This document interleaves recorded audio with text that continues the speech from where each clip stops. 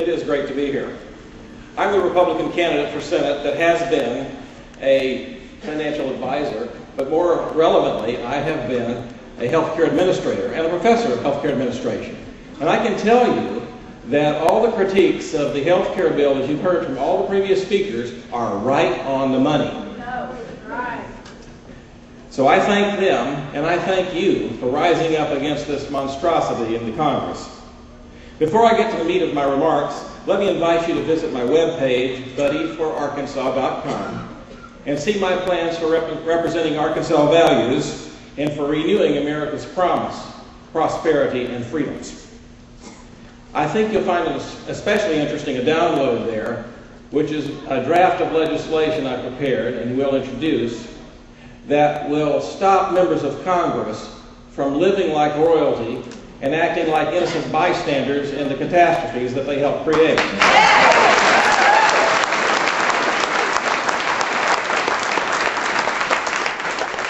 Speaking of catastrophes, House Speaker Nancy Pelosi, and I want to repeat a little bit of what Dan Greenberg said because I want to remind you of that, was asked about the constitutionality of the health care bill, of the mandate that individuals buy health care insurance, and Dan covered that very nicely. Later on, her press agent clarified matters by saying, now this is for the record, that is not a serious question. That's pathetic. I think we all agree that constitutionality is the first question.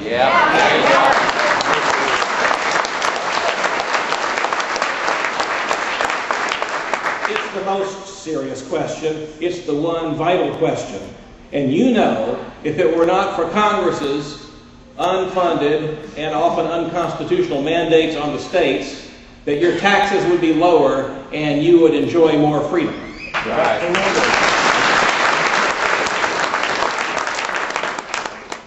You know that Obamacare's individual mandate is flagrantly unconstitutional, but they don't care. Harry Reid, Nancy Pelosi, Blanche Lincoln, and the rest of them know their plans will impoverish the states, but they don't care. They'll increase taxes and hike premiums, but they don't care. They'll destroy freedom and jobs and prosperity, but they don't care. They know the people don't want it, but they don't care. There's nothing in this bill to lower costs or improve quality, but they don't care. If they cared about those things, this bill would not exist. This bill is not about health care. It's about control.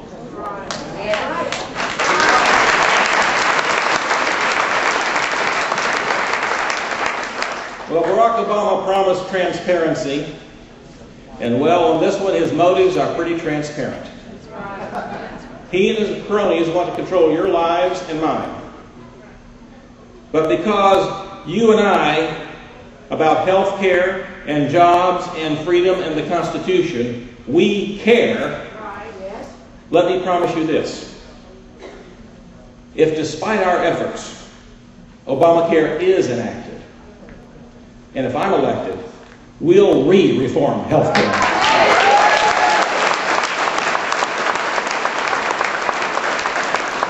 And we'll renew freedom and prosperity and America's promise.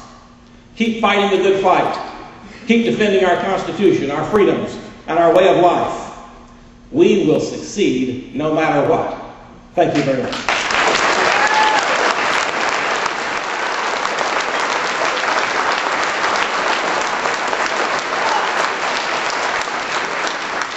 First of all, I want to thank everybody for holding on and bearing with us here today. You know, they always say, save the best for last.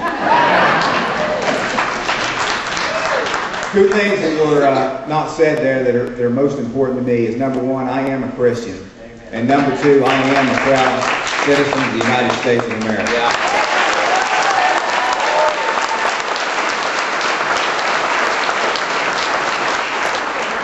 As I always do before I start a speech, I always like to recognize some very special guests that we have with us here today. Are there any World War II veterans in the crowd? How about widows of World War II veterans? Korean veterans? Vietnam, Grenada, Panama, Afghanistan, and Iraq. What about those soldiers and sailors older than the Marines who stepped up and gave selfless service in a time of peace, knowing farewell that they may be called upon to put it all on the line? Would you please recognize yourselves? And before you leave here today, I would like you to thank these individuals, because today we are able to exercise our First Amendment right to freedom of speech, to freely assemble, because of the sacrifices they have given.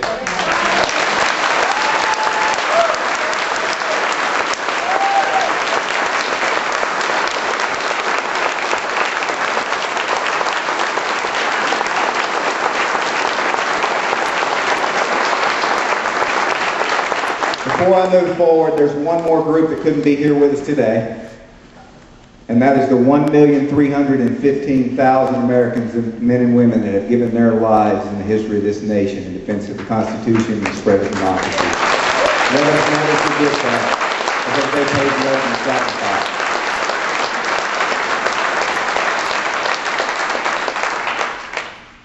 I'm not going to bore you to tears. I know it's been a long day. I'm running as an independent. I had no idea prior to April the 15th that I was going to run as an independent. I was asked to speak at a tea party in Russellville, and when I finished speaking, all of a sudden people came out of the woodwork and said, "Hey, we need you to run for office." On July the 4th, we returned as a keynote speaker in Russellville, and we had decided, and when I say we, I'm talking about us. All I am, as we would call it in the special operations community, is the tip of the spear, because one man can accomplish nothing, but us as Arkansans, we can accomplish everything.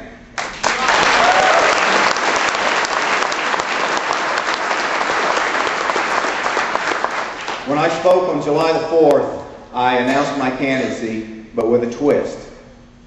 I looked at the crowd and said, "You're the ones that asked me to run. Now go to my website and tell me what office you want me to run for." And we put a poll up. It was from Quorum Court, State Representative, Governor, and U.S. Senate.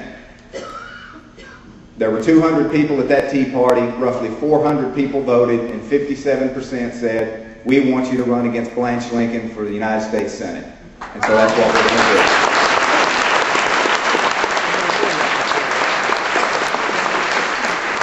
Many people, I hear it constantly, I've heard it today, they say, "Well, you know, Trevor, if you run as an independent, you're going to split the conservative vote." Well, let me give you a little bit of, let me throw some numbers at you in the state of Arkansas. First of all, Arkansas, state motto, only one of 23 states that has one, is "The people rule." It's reg not populist. With that being said, there are 46,000 registered Republicans, and these numbers are on the Secretary of State's website. There are 56,000 registered Democrats, and there are 1.5 million registered independents. Yes, I didn't stutter. I said 1.5 million.